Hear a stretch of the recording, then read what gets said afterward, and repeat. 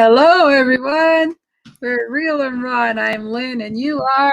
I'm Brian. I'm here. Hello. Hi, hi, Brian. Thanks Yeah. for being here. Mm-hmm. So glad to know you made it home safe. Yeah. Back in Wisconsin. I'm glad to hear it. All Mm-hmm. right. So here we are at day 3. Mm-hmm. How to get uncomfortable and take more of them. Mm-hmm. Day 3. What and how much meaning do you give to not taking enough risks? Mm-hmm. Oh man, that's a good topic today. I mean, it, it's filled with a lot of excuses that you give meaning to. That's for sure. Mm-hmm. So, Yeah. um, you know, I guess that's probably something they should teach us when we're young. That everything you think about, most of it's just excuses that you give yourself. Well, they won't just because. How do you grade on that? How do you grade on life skills? You know. Yeah, no, I know, but I'm just saying, like when you do figure that out in your life, that when you start believing that I just made up a good excuse, and that whether we're talking to somebody and we feel like you said, instead of saying no, I don't want to do that, or I'm not interested in, I'm not comfortable, we go and make these lavish excuses. Right. Hi, Tracy. Good Hey, morning. Tracy.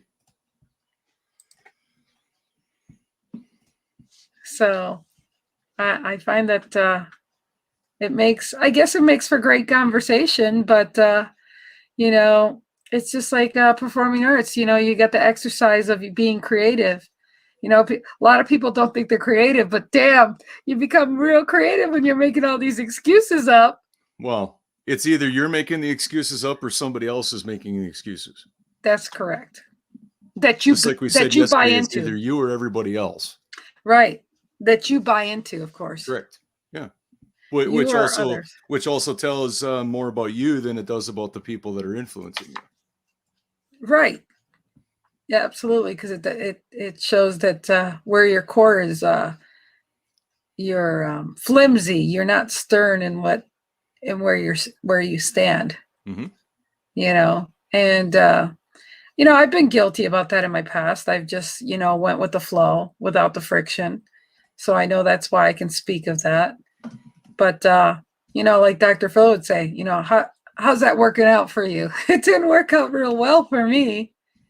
Mm-hmm. But I didn't have those tools, and I didn't realize that back then. So I did the best I could. So therefore there's no excuses now that I know better. Right. So Absolutely. so anyhow, so what's your thought on this? Well, I came up with it, so it's like, exactly what we've been talking about. Mm-hmm. It's either you or them. Right. Simply put.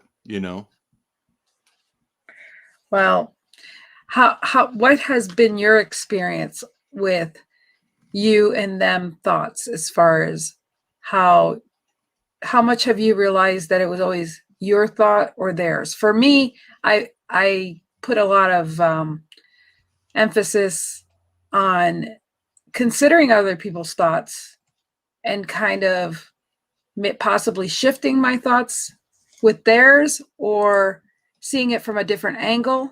I always enjoy seeing things from somebody else's perception, but then seeing it from mine, because I always like two sides of the equation, and then make an executive, a logical conclusion to the the information I have. And hi, Sandy, thanks Hey, for being Sandy. here.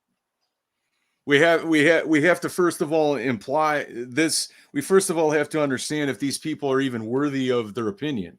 You know what I'm saying? Like, if their opinion really matters to us. Because if it doesn't matter, well, then we shouldn't be if they're not in our tribe, it shouldn't really matter anyway. Right. I mean, because if you're following the people in your tribe and you're really firm and disciplined about it, you're not going to have to worry about deciphering whether it's good information or bad information, because the people either should be in your life or not in your life. Absolutely correct. I don't put a lot of merit into, like, for instance, if I'm doing a graphic design project, I don't personally put a lot of merit into asking other colleagues what they would do, because they're not my customers. Yeah. You know what I mean? Hey, what would you guys do? Well, it's no different than an audio engineer or a graphic designer or an actor, right? Like an acting coach. Like, what would you do in this circumstance? Well, depends on how they've been trained, their methodology, where they've been, right?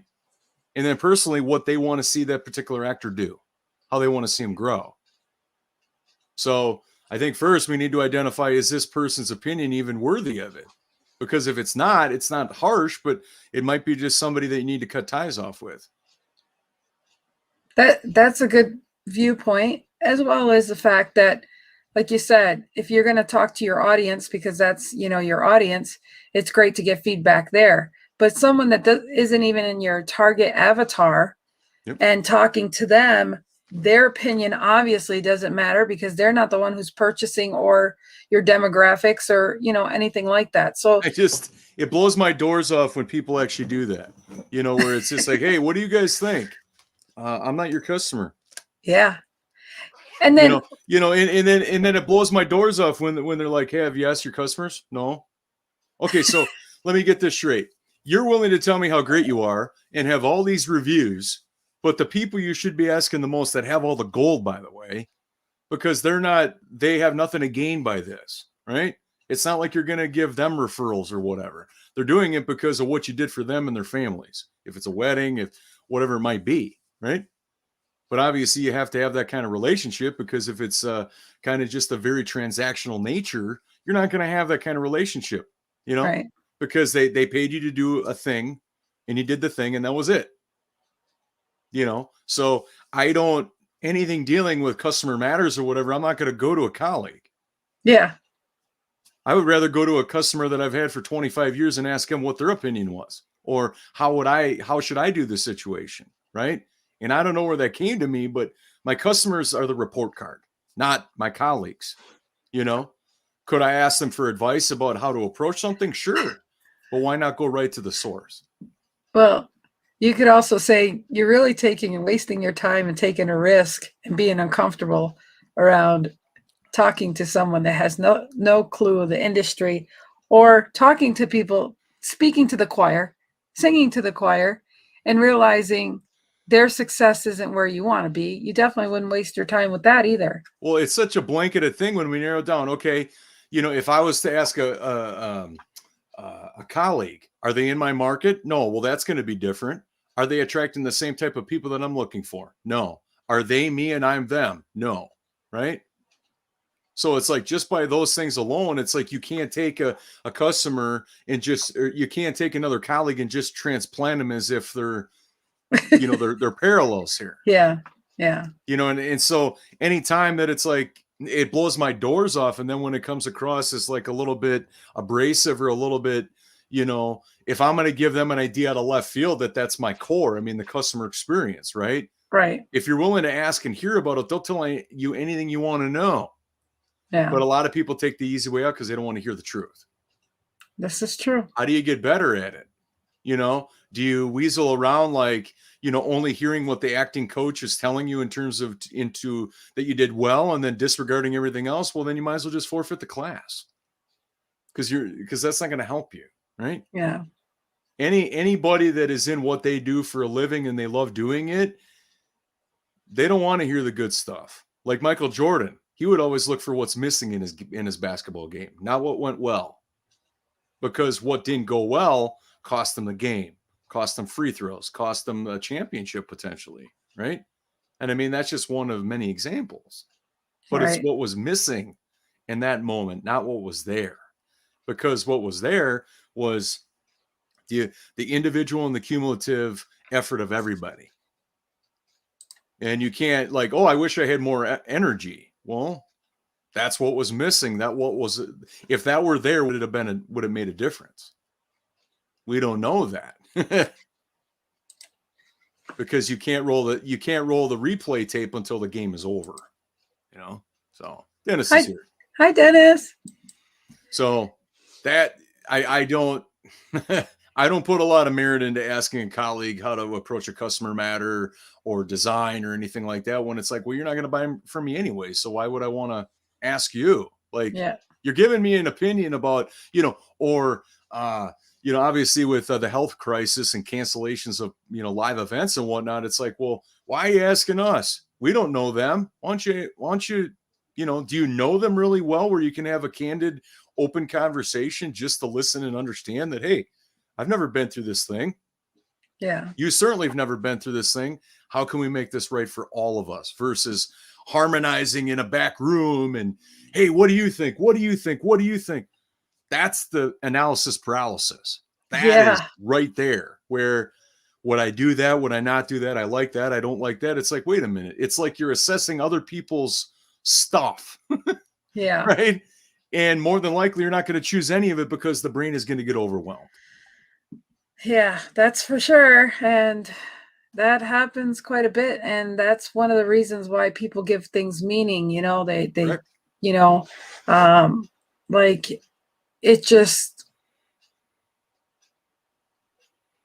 I can't even put it into words, but the fact that when you are doing anything, it's always that thought of, should I do this? Should I do this? I mean, questioning, always have those questions that stop you. And then you listen to those questions. They're like, no, stay on task. Don't worry about that, And so it's a continual thing, and well, unfortunately, the only way out of that is to actually get an action, choose something, do something.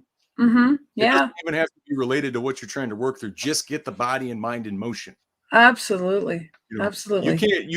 You can't go walk a mile without putting on your damn shoes. Yep. And this last 3 weeks have been rough, trying to go in the past and write a book and time constraints and all this stuff. And I swear I probably came up with a whole big 200-page reason why excuses that I could come up with. And it's like, but I dismissed them as fast as they came. I said, that's not an option. And that's not an option. And this isn't an option. And it really does come down to staying on task or focus. What is your end mission? And really, I mean, I've put that to the test the last 3 weeks. Trust me, I can assure you. And so I can relate to that. Well, and this is probably something I've never said on the show, but I mean, we are our own worst enemy, right? We are our own worst enemy. Like, we're give us enough time and we'll find every reason why not to do something, or wait till tomorrow, or whatever lame excuse we're going to give ourselves, because our life is on the line. I mean, imagine if we were hypothetically, to look at every day as if it was our last, like literally, right? Like, if we were able to look in the future and foreshadow, being terminally ill and on a deathbed, right? Would that make us do things differently and overcome whatever, dare I say, petty restrictions or things holding us back, right? Really, in the whole scheme of things, it's like, okay, they are petty, unless your physical limitations or unless your mental limitations don't allow you to do it. But that's up for debate as well. Like, are you telling yourself that, or neurologically is it impossible for you to do these tasks? Yeah. Well, and Tracy, we're all guilty of excuses. It's just a matter of, there's two things. Number one, do we acknowledge that it's an excuse? That's part number one. And number two is that, are we bridging the gap to redirect our thoughts and reframe it to where we take action? Yeah. I'm interrupting this for a note from StreamYard, as far as they're having troubles with StreamYard on Facebook and issues and stuff. So just keep that in mind. We'll wish her.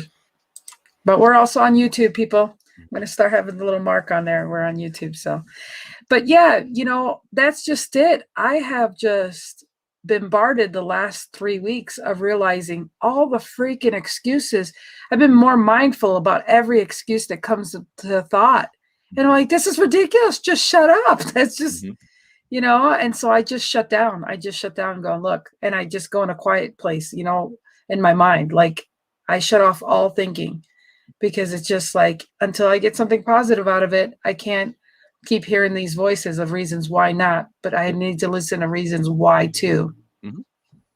And Well, and those are only going to come from you. right. You know, when you take a vulnerable mind and you have people that influence you and know how to talk to you, that they get through your brain to get inside. A vulnerable brain with other people's opinions is toxic. Yeah, it's It's like you're a manipulation. deer in headlights. Like, you don't know what to do. Right. And then you follow the guy to people that may or may not have anything, that may not have anything for you to do in life. Right. You know, we all For have sure. excuses, but also though another piece of that is how quick you build that muscle memory through the course of time. You acknowledge it, okay? You declare it possibly, right? Like just by me, when I'm having an anxiety attack, I'm having an anxiety attack. Mhm. Letting everybody know that it's like, hey, if I behave a little bit differently, I'm letting you know that up front, right? I'm Right. not trying to go around it. Steve says, 2 brothers. I don't get away with anything. I never make excuses anymore. I just own it. And it, yeah, absolutely. I mean, we're all human beings. As I mentioned in a previous show or several, it's like when somebody says to some degree that they're a hot mess and they're not perfect and they got a whole bunch of issues. It's like, I know I can relate to that person because they're being themselves. They're not trying to cover up that it's like, hi, I'm great. But Yeah. in my head, their life is miserable, or so Right. they think. Right. Yeah. So, So, hi, Steve. hey, Steve. So, but here's the thing is that, like Steve had brothers, so that, he's not allowed to get away with anything, Right. even those dynamics are interesting psychologically to be like, okay, was Steve the oldest, the youngest, the middle, and, He's the all of middle. that. He's the He's the middle. middle. Okay. Yeah. So obviously it's like, okay, he can call it his older brother, but his younger brother might be his role, his older brother might look up to him as his role model. Right. Yeah. So there's a lot of different dynamics, but when you're an only child, that's even a little bit more different. Yeah. You know? You are all three. Oh, Who took goodness. out that cookie sheet? Who put all those phone books to make a phone call to China? I didn't do it. My There's only one imaginary, Brian in this house, like, my imaginary brother. oh yeah. His, It's my future one. It's the one that didn't yeah. make it to Earth. My little plush toy named Teddy over there did it. He told me to do it. I swear. Teddy Ripskin.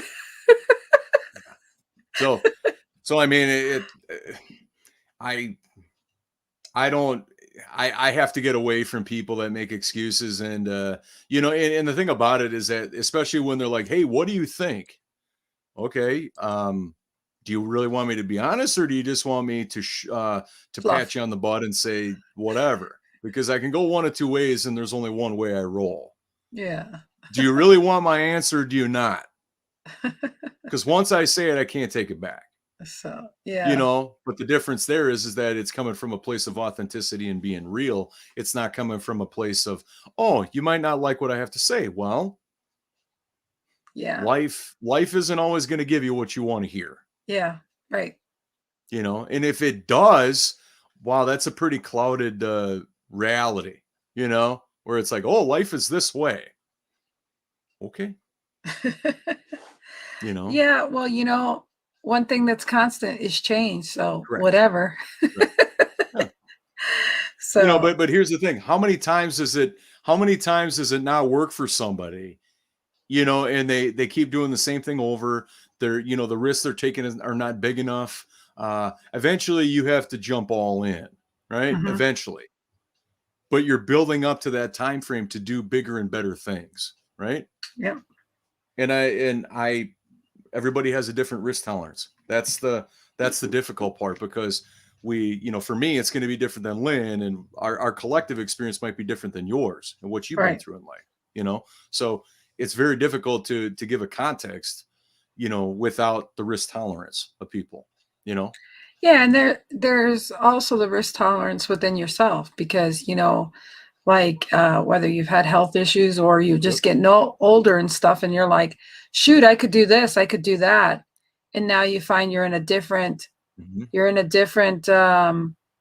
zone where that may have been easy then, but it's not easy now, instead of saying, well, I can't do it, find another means to get to the end. I mean, find another way.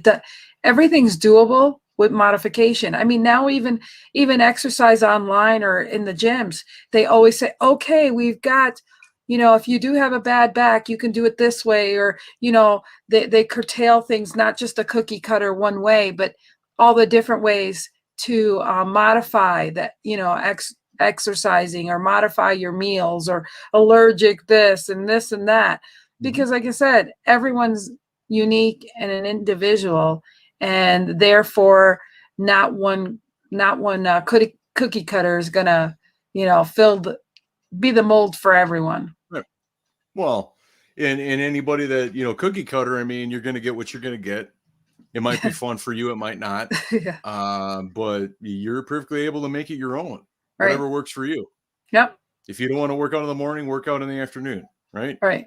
Whatever works for you, right? Right. It doesn't mean that it's etched in stone that it has to be this particular way.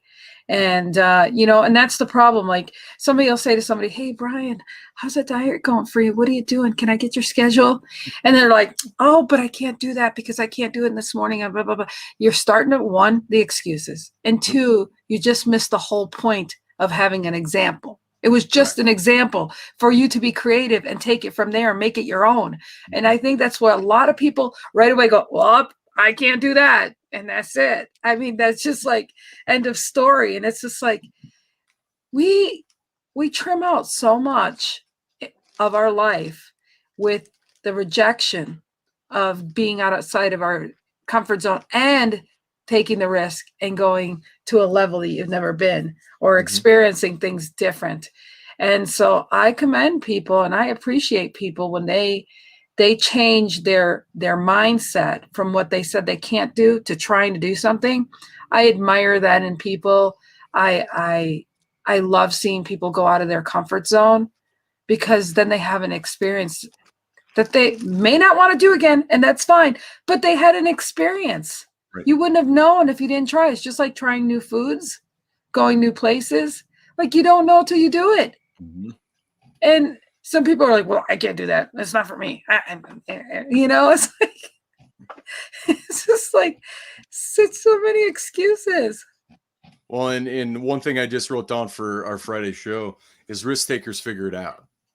Yeah. They don't know what it's going to look like. They have no idea. It's not going to go in a linear fashion. It's an adventure. It's fun. There's something that drives them, that the uncertainty of it is what keeps them going. But they know that some moment in time, they're going to be done with whatever it is that they're up to. It just reminds me of my dad, 8th grade education. And this guy has always been a handyman, carpentry and everything. He's made cabinets. He's poured concrete. Matter of fact, he's pouring concrete right now as we speak. And he's got some kind of heart condition that we are worried and waiting for results for. But he's like, no, I take it in easy. I'm like, what, a wring his neck. But, he learned things himself. I mean, he's taken homes that have been in need of repair to make them where he puts them on the market and they're sold within a month. It's always been like that. Like, the man just, he never even let finances. Like, he'd go to Home Depot and find whatever was on sale, and he'd make that the theme of the house. Cause people say, how'd you do this? What was on sale? I made it happen. I made it work, but I'm saying it was no excuse say, oh, I got to wait 3 months to get this done. He's like, no, we're going to get it done, So it's so much to learn and give there. He's just a risk taker to say, and this is a guy that has broken English, he just gets by so well. And it just, I'm inspired by that every chance or every thought when I think of how he handles things. And he goes, oh no, I fix it, or I'll figure it out. He's engineered different things because he didn't want to go out and get a part for something. He's like, no, I'll rig it, and he'll rig it, but it works, and you can't defy that. The end result is he wanted to get something done. He needed a tool, and he'll make it work. Well, I can't relate to like, hey guys, what do you think of this? Or how should I do this? Here's my issue. You figure it out. And listen, my dad has done this without Google or YouTube. He has no internet in his house. So I don't know what everybody else's excuse is, but my dad never had those for excuses. Yep. So well, and here's the thing is that there's always going to be a spot available for somebody that's a risk taker. Yeah. Because I mean, I don't have any quantitative data or any research to bear my findings, but there's always going to be something available for people that want more. That's why masterminds, like education wise, whatever your discipline, it doesn't matter. There's probably a mastermind out there of other like-minded people that are on the same page, right? Yeah. And they want more, right? That's just education. There's clubs, there's tribes, there's different groups of people that want to go deeper, right? Yeah. You know, and it just reminds me that, you know, my book might not be perfect, but I remember that hearing that Grant Cardone, his first book, I guess, has grammar, punctuation problems, and that became a #1 seller. So you see, where's everybody else's excuse on that? You know, I just love the fact that wherever you think you can't do something, there's somebody that was able to do it. Well, the first choice has to be is your own. Yes. Because if you kind of like if you don't believe in yourself, nobody else will. Like Absolutely. That kind of thing. Like, you know, if you don't have any belief in yourself, how, you know, if you show up to somebody that's negative, how are all of a sudden, no, he's really a positive person. No, they're only going to be able to go with what they have that's presented to them. Yeah. You know, you ever notice how excitement and energy is infectious? Well, if it's not there, it can't propagate if it's not there. Right. You know?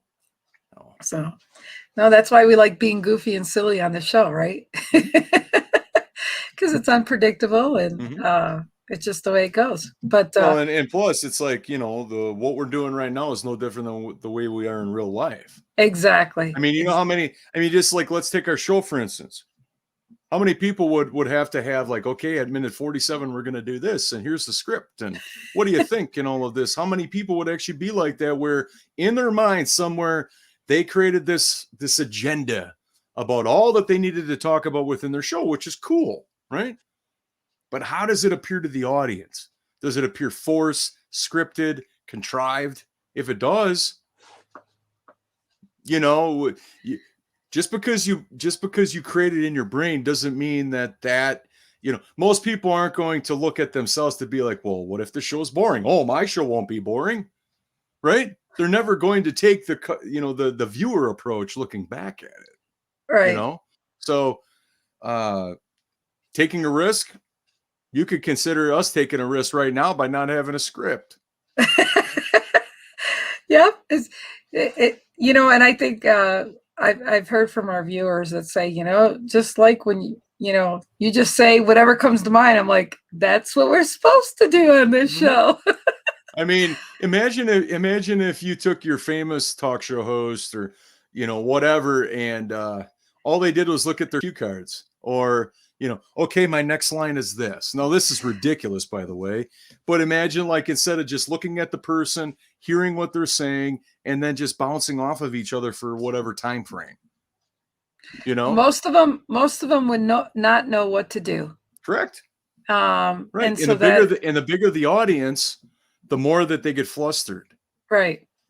Because they're like, oh my God, you know, it's like, okay, well, they're just people and they either want to hear your message or they don't.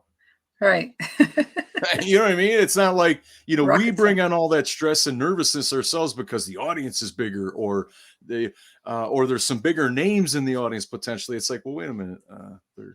There's a reason why your show got popular enough for people to want to tune into it. And it's not because you were being somebody other than who you are. Right. You know, but all of a sudden now it's like, ooh, it's bigger. No. And so therefore you have to do something different. But again, that would be somebody's excuse to say, oh my gosh, but Brian, today I was really nervous to be on here because I saw that we had 50 people on here or whatever. Right. It's just like, because that number just changed to a number that freaks me out, that and people then are my actually next watching. Question is that how many of the people that are watching, let's say the number's 50, how many of them put on their pants in a different way than either you or I? Right. You know what I mean? Like, so. Yeah, that's pretty contrite, isn't it? Oh, yeah. How many of us were not born on planet Earth? You know, I mean, we can get as ridiculous as we want to, you know, and it's like if we take away the superficial, it's like they're still people with passions and desires and Right. families and love for what they do. Right. But it's magnified like, ooh, what got me here is being myself. Now, for some odd reason, I need to be somebody different. Well, if history serves as a if history serves us well, we know that that doesn't bode well for people. And I've come to a point where I realize that I enjoy being unscripted because I never know how I'm actually going to feel or if I can actually enunciate or whatever. And so I take the stress away, and I just, being in the moment allows me to figure out, oh, I'll say this or that. So I definitely wouldn't be a scripted kind of girl. No. I'd have to have that wiggle room Well, to. in that right there alone is a skill that I'm not, just because you naturally have it, perhaps, doesn't mean that you stop training in it. Mm-hmm. You know what I mean? Like, you just have a knack for it, but that doesn't mean that, hey, after I hit a million baseballs that I stop swinging, right? Right. Like, where I stop kicking the ball if I'm in soccer, right? Right. It just means that you pick up on it faster, or it comes natural, right? To some people, hitting a baseball in the pros becomes natural, and then they get in the Hall of Fame. Yep. Other people, it doesn't, and they never go to the major leagues. So, I mean, there's so many different parallels here depending on your discipline. Yep. And it's funny because I was talking to my sister last night. She's like, I got something to tell you. And I looked at her and I said, you mean such and such, such and such? She goes, how'd you know? I go, it doesn't matter. And then she goes, she called like trying to act like a victim at first, or like something happened to her. I said, girl, this is the best thing that could happen to you. Mm-hmm. I said, you don't need to do nothing. Everything is, you just sit there and you're given a door that's open to you. I said, why don't you go get popcorn and just watch how this plays out? I said, you're not going to look like the bad guy whatsoever. And you just let it flow. And she just laughed. She goes, man, look at the way you come up with things. I said, no, look at it. What people look at when you're going through something in your life that you think is horrible at the moment, you got to take yourself out of that for a minute and realize, is there something always has to break down or be horrible, so to speak, for you to realize that gives you the opening to move from there to somewhere else. Right. You don't need to stay in that situation. Now, you become a victim if you choose to be a victim, or you could say, oh, well, sorry that happened, but now it's time for me to go and move on. And so, without, putting her life here or whatever, the example is the fact that you gotta always see if something looks bad. There's always good and bad. You can find something good in something bad right now. Well, there's a storytelling expert that's that we know and we're aware of. We've been a part of some of his talks and messages. And he said to me, he's like, Brian, you're never going to be able to control what people think. You know what I mean? Like, you put a piece of content out there, you elevate it to a book format, right? No matter what you do, you're not going to be able to control if somebody likes it or not. But the one thing you always get to hold on to is, number one, you did it. And number two, it's your point of view. Yeah. Now, is your point of view strong? Does it go to your belief system? Do you thoroughly believe this, or is it just a ploy? All of those things, if you can say yes, that, hey, here's my point of view and I stand behind it. You may not agree with it. That's okay, but expect that, right? Oh my God, can you believe that person doesn't like my book? How dare they? Some people like Coke, some people like Pepsi. I mean, come on now, right? Yeah, you didn't do it for them. You did it for yourself. Hello, right. McFly. And if we, and we're under consensus, is that if we can impact one person with our writings, heck, we might not even know who those people are if they don't come forward, right? If we can impact one person for the lifetime use of a book or a writing, is it worth it? Yeah. You know what I mean? And so we're never going to be able to control what people think. I mean, if they don't like it, they don't like it. Now, what's the first thing that people do is they take it personal. Well, wait a minute. Somebody, they might not know anything about you. They just don't like the way it's written. They don't like the colors, whatever. There could be numerous reasons why they don't like it. But automatically our brain and our heart goes to, they don't like me. Right. They might, heck, a majority of people probably don't even know who you are if they run across the book or a message on, on some kind of social platform. Right. They're just reading it. I don't like this. Okay. Yeah. But does it mean you stop? Then you're trying, I ain't going to do that anymore. Yeah. If it does, wow, you're falling short of your potential, the service you can be for others, and just your finding what you want to do in life. Period. I mean, and I think that what crushes people the most is that, like, they have to show up in such a way that it's like, you have a problem with my opinion? How dare you? What do you think this is? Everybody's going to agree with everything you say? You're not taking a stand for anything if that's the case. That you have to frame everything in such a way that gets validation from others. To me, I know some people like that, and it kind of makes me want to shove my finger down my throat. Because it's like if that's who you normally are, great. But if you have to maneuver how you're being around certain people, that's not authenticity. No. That's not being real, definitely. Yeah. So.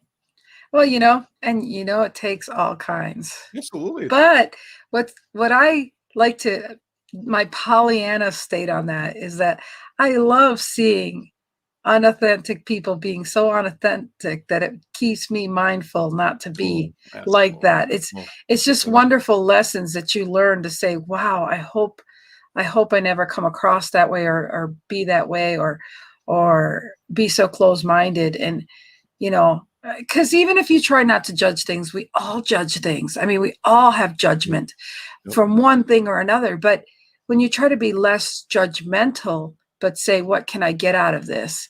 Right. That's where the blessing to shine, to say, I'm glad I just can reveal, what kind of person this is and how their demeanor, and say, I don't want to come across that way. So I enjoy being around these people to say, and I've had that lifelong lesson, being around people that said, we don't like Puerto Ricans. And I'm like, and I just sit there smiling, going, you don't have, and I'm like, I love you. And they're like, Lynn, I love you. And I'm like, okay, I would just let it be. I mean, it's just like, okay, like I said, some of those people didn't know till like 2006 that I was Puerto Rican on Facebook. They're like, I'm like, I still love you.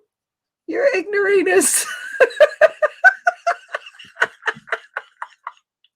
It was like, jokes be on you. Yeah. Because you had a shallow perimeter of knowledge that you just thought, you could make such a unbiased decision on a whole race and didn't even know who you were talking to. So it's in the past, though. That's in the past. It is, but I'm just saying it's funny how people's perceptions and judgments before they're necessary. And that's a risk of shooting yourself in the foot when you have that temperament. That's their choice, and then they have to deal with the repercussions of that. Absolutely. I just, as I keep reading, the statement for today in our week of risks is that it just blows my doors off about how much people are going to sacrifice life at the voice of another. It's like, okay, if you live every day as if it's your last, and I know that could sound cliche to some people, but truly, and the more vivid you get with your visuals of it, it goes back to why does everybody come to the aid of somebody that's terminally ill to say the regards, right? Why does it have to be an urgent thing? Why can't it be something that you just do because you care about that person, right? It's kind of like that same type of thing, you know? And it's like,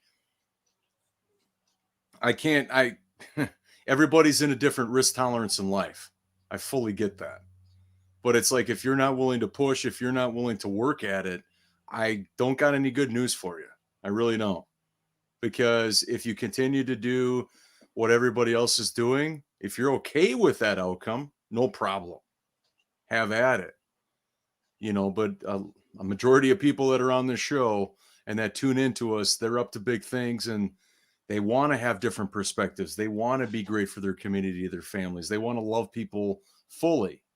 But there's a certain swagger that they have that they're not going to put up with, a lack of potential or excuses, blame, all of that. I mean, a lot of people in this group tell it like it is, and that's that's good because that's who we are. Yeah. Where they're not going to be like, okay, Brian, no, that answer doesn't work for me. They're fine with calling somebody out to be like, hey, you're shortchanging your potential and you're letting me down. Yep. Whoa. How many people tell you that in life if they didn't care about you, right? Right. Like, Right. you're letting me down if you don't fulfill upon this project you said you wanted to do. Yeah. Accountability is great. Yep. It's accountability within a tribe, and and not being a hard ass about it, but being compassionate. Say, hey, this is what you want to get done. Get your ass going. Well, and it so you just can get it done. from a psychological perspective, I know we don't have a specific context, but it just blows my doors off about how somebody can be led that they're unaware that their mind is on autopilot, that the thoughts and views of another person are influencing them so much that they're taking themselves out of the whole of being them. That blows my doors off. And the most critical part in that is that how long are they going to allow that to happen? Because that's life wasted. That's life that you don't get back. Yeah. And it doesn't matter. It doesn't matter if it's a little risk or a lot of risk. Eventually, the compound effect will take place. Eventually. Oh, absolutely. Absolutely. But like I said on day number 1, is that, don't leave what you're up to in life to other people, because they don't really got much in store for you. No. That's a famous quote, Yeah. Something about that quote is you either plan for yourself or someone's planning it for you. Yeah. Kind of. And what does everybody else have? What does everybody else have in store for you? Not much. Yeah. Well, just the same thing goes regards to either you regards and respect yourself, or you're showing people how to respect and disregard you. Mm-hmm. So, well, I think we could also parallel like how much meaning, let's correlate meaning with thinking, right? Because, it's like, okay, if you're making meaning, you're thinking about it, right? Which is getting you further away from taking any action, right? I mean, when you're making meaning, it's you're reveling it around in your brain, trying to get a different conclusion or outcome. Right. Well, whatever happened 2 minutes ago is vested in history. We can't change it. Yeah. You can rationalize it all you want, but without taking action, it's just wasted time, wasted space, wasted thought process. That's absolutely negative. Well, because positive. Go ahead. Go ahead. Because positive would motivate you and propel you to go ahead and go forward and take some action to get whatever you need to do done. One other word that I want to highlight today is validation. Man, I mean, depending on who it is or whatever, it's like, man, maybe you're aware of people that'll put something out there where they just want to get validated. It's all based on likes, quantitative data. And it's like, okay, are they doing it because that's who they are? Are they doing it because it's like they found a little loophole, right? Where it's like, ooh, it makes them feel good, right? And it's like anything that you do should come from your heart and why you want to do it, not because you're going to get something from somebody else. Oh yeah. Yeah, that motivation of if I do this, then this will happen, And it's such a vicious cycle that all of us are how would you say, we're all immune, or could be immune to it. It could affect us. And we, being mindful is what it is. Being mindful of what your mind tricks are playing, and what part are you using? Are you using the one that's going to defeat you, or the one that's going to, help you? And you gotta. It blows my doors off when I run into somebody that, they show up to me as like somebody that validates, or they need validation in order for their belief system or their self-worth.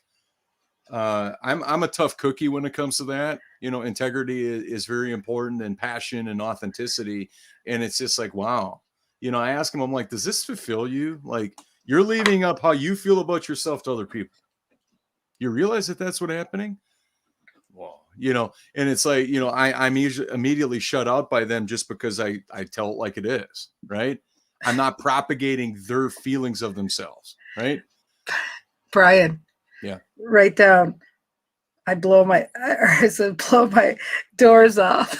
You said that like 3 times in this show. I blow Blows my my doors door. off. Yeah, it blows my doors off. It blows my doors off. Yeah. Got it. This is like the 3rd time. Like, no, that's got to be in Friday's show. Man, I must be fired up or something, because I usually don't do that.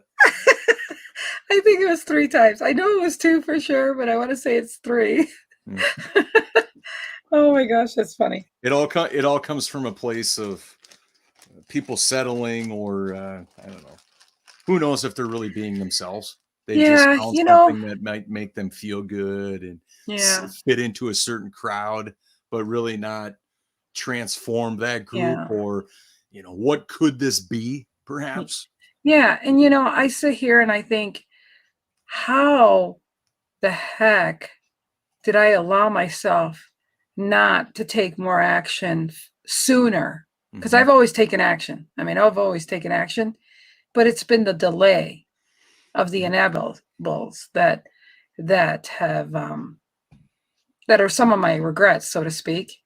But also the fact that when you think about it, if we would have known to take action right away, we would have shortened the misery, and we would celebrate longer than whatever.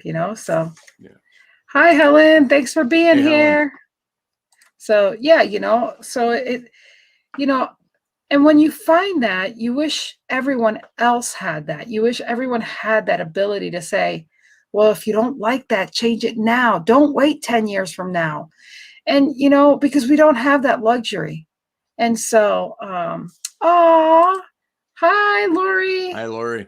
So thanks for being here. Yes. So I wish I had that desire to say, screw it, I'm going to do this sooner and do it for the right reasons. But like you said earlier, the beginning of the show, it's because of others. It's because of mindset that I allowed of others to take that space, instead of what's Lynn want? What's going to make Lynn happy? And, sometimes as a mom, that's kind of what happens, because you take a back seat, growing up with your kids. But then I won't say it becomes an excuse, but it becomes, 18 years raising somebody up, you kind of lose your own personality. You're Right. like, because, you're known as, you're Lisa's mom, you're Kelly's mom, or whatever, And so when you get to that level of you're not raising kids, so I guess the moms out there that have little kids, don't forget who you are and what you'll be when those kids are gone. Like, don't stop asking yourself, if not now, but when I can have my life, or when I'm done raising my kids, these are the things I'm interested in. They may change, but do that self-check, and have those questions answered or worked out before you get to that place, because there's nothing like your child turns 18 and you're like, well, okay, who am I? What do I do? And where am I going? Whereas if you check in with yourself periodically and say, what do I want to take a chance? What kind of career? What do I want to do? My kids will be in school, even if your kids are, toddlers, and when they're in school, you're going to get a part-time job or whatever. Start thinking, wow, what do I like? Do I want to be an art teacher or do this or that?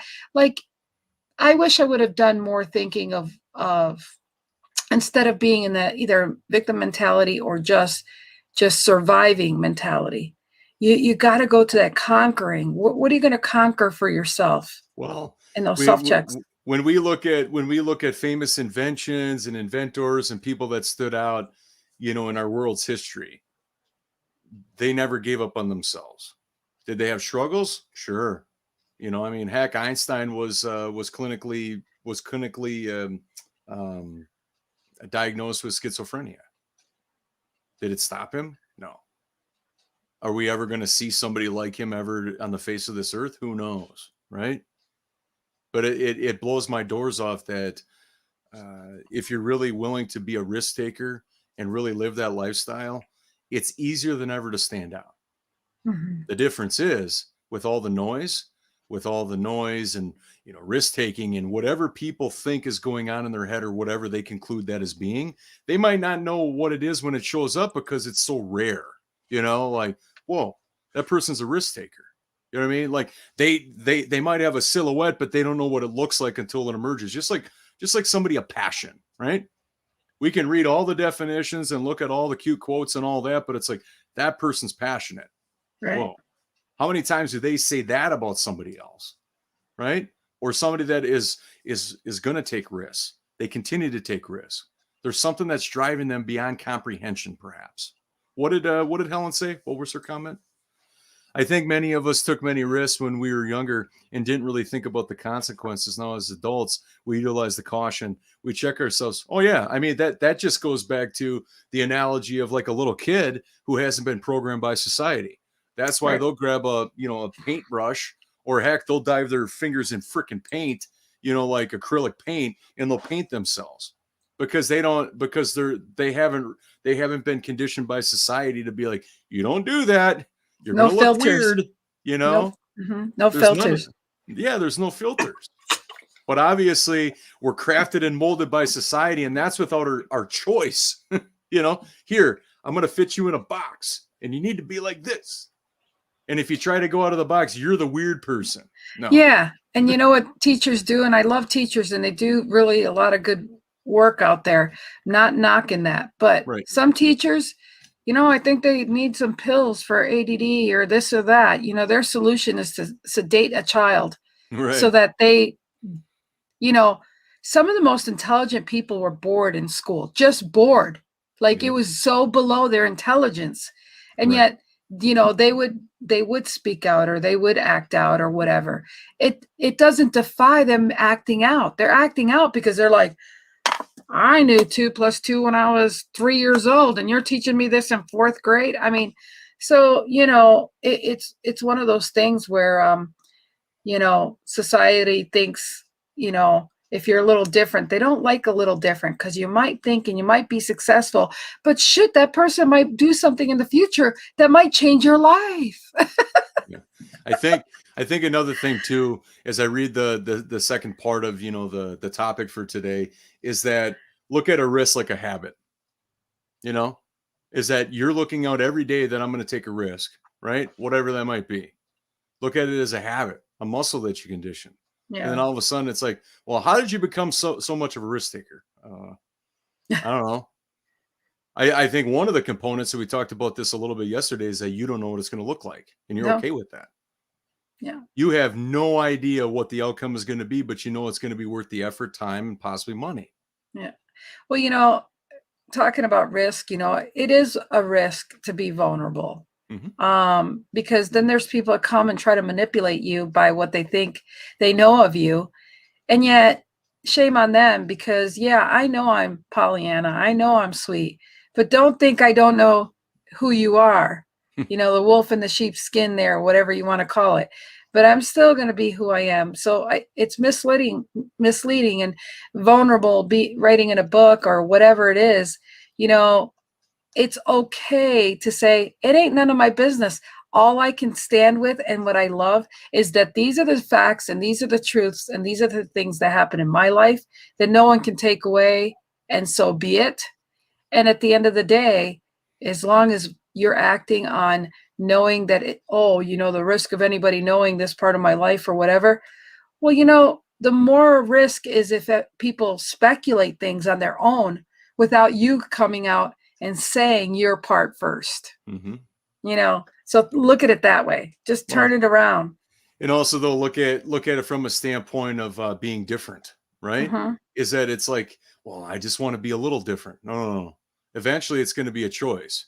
You either want to be like everybody else, or you're going to go on the opposite. It's like freaking polar opposites, right? Because it's like, to move the needle a little bit may work for a little bit, but eventually, if you're going to fully live that lifestyle, like minimalism or whatever it might be. You got to go all in, whatever Right. that is for you.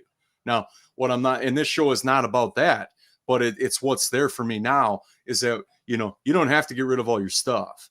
But if you want to live a more tidy life or a more simple life, well, there's certain actions you got to take. Right. But you get a choice in the matter.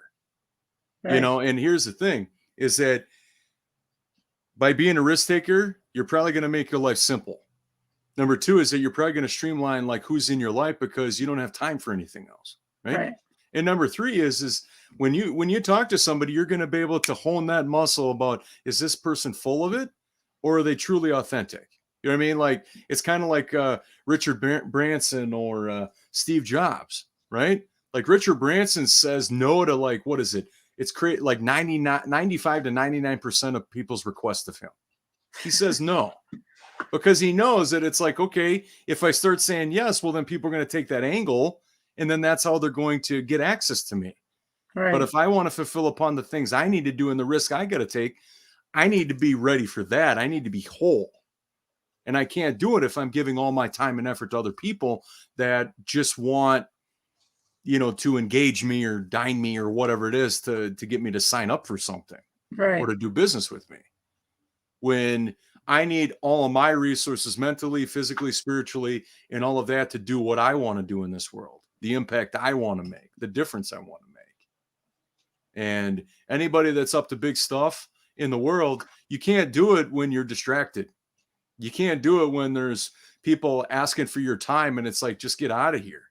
But I think that by being a risk taker and honing that skill, I think you firm that shell.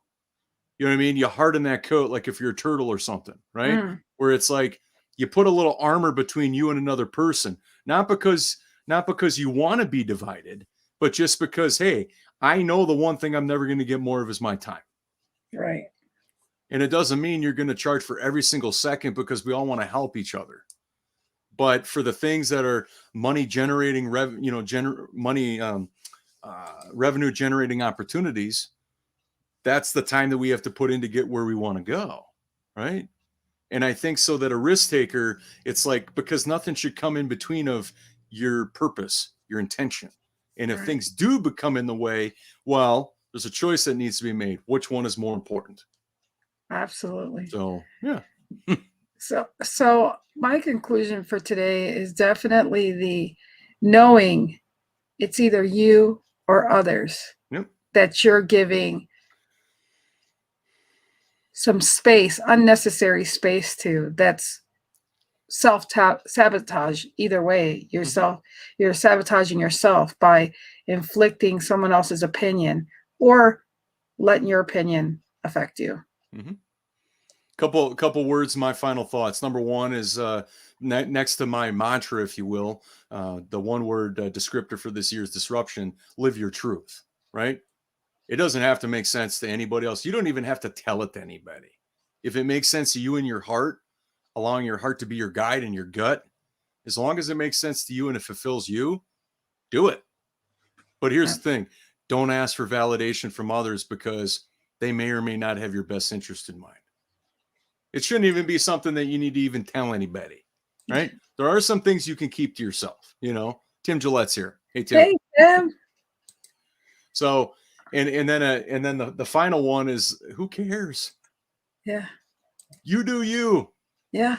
You do you, boo. You know, oh my gosh. You are the only one that stands in your way from how much of a risk taker you can be. You are the only one.